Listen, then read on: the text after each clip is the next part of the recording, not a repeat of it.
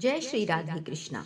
जय माता दी भक्तों, आप सबका हमारे चैनल पर बहुत बहुत स्वागत है। आज इस वीडियो में हम लेकर आए हैं जितिया व्रत कब है, 24 या 25 सितंबर। शुभ मुहूर्त क्या है और इस व्रत का महत्व क्या है।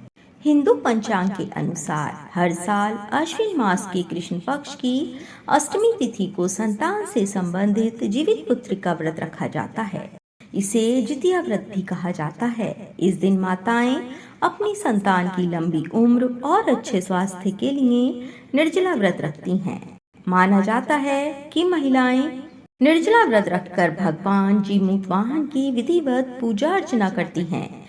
इसके साथ ही सूर्य देव को अर्घ दिया जाता है। ये पर्व मुख्य रूप से उत्तर प्रदेश, बिहार और झारखंड में धूमधाम से मनाया जाता है। भक्तों, इस बार अष्टमी तिथि 2 दिन होने के कारण हर किसी को जितिया के व्रत की सही तिथि को लेकर काफी असमंजस की स्थिति बनी हुई है कि जितिया व्रत कब है, 24 या 25 सितंबर। तो आइए जानते हैं कब है जीवित पुत्र का व्रत।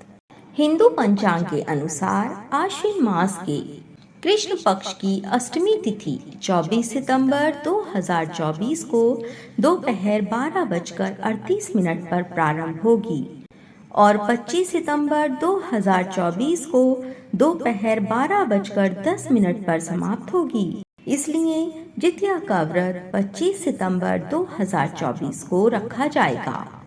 आइए अब बात करते हैं जितिया व्रत के शुभ मुहूर्त की।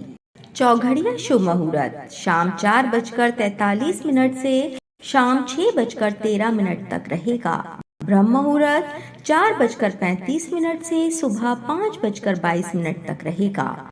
अमृत काल 12:11 से 1:49 तक रहेगा और सुबह का शुभ मुहूर्त 4:59 से सुबह 6:10 तक रहेगा। भक्तों, विजय मुहूर्त की बात करें तो दोपहर 2:12 से दोपहर 3 बजे तक रहेगा। गोधूली मुहूर्त 6:13 से शाम 6:37 तक रहेगा और सायंकाल के मुहूर्त की बात करें तो 6:13 से शाम 7:25 तक रहेगा। और जितिया व्रत के पारण की बात करें तो जितिया व्रत रखने वाली माताएं और बहनें 25 सितंबर को पूरे दिन और पूरी रात व्रत रखकर अगले दिन यानी कि 26 सितंबर को व्रत का पारण करेंगी। इस व्रत का पारण सुबह 4:35 से सुबह 5:23 तक किया जाएगा। अब आइए जानते हैं जितिया व्रत की पूजा विधि क्या है। जीवित पुत्री का व्रत को करने के लिए महिलाएं सुबह ही स्नान करने के बाद व्रत करने का संकल्प लेती हैं और गोबर से लीपकर पूजा स्थल को साफ कर देती हैं। उसके बाद वहाँ पर एक छोटा सा कच्चा तालाब बनाकर उसमें पाकड़ की डाल लगा देती हैं। तालाब में भगवान जीमूत वाहन की प्रतिमा स्थापित करती हैं। इस प्रतिमा की धूप, दीप, अक्षत रोली और फूलों से पूजा की जाती है।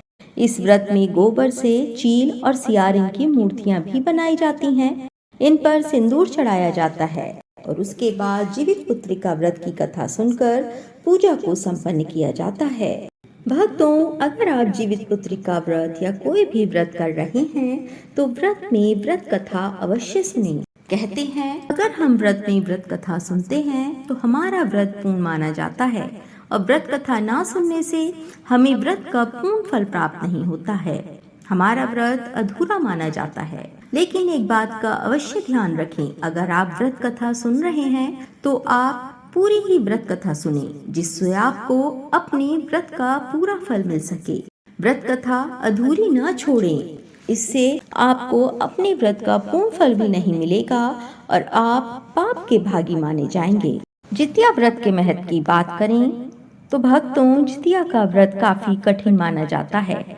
महापर्व छठ की तरह ही जितिया व्रत का आरंभ भी नहाय खाए के साथ होता है। धार्मिक मान्यताओं के अनुसार जितिया व्रत को करने से संतान दीर्घायु होती है और उन पर आने वाला हर संकट टल जाता है।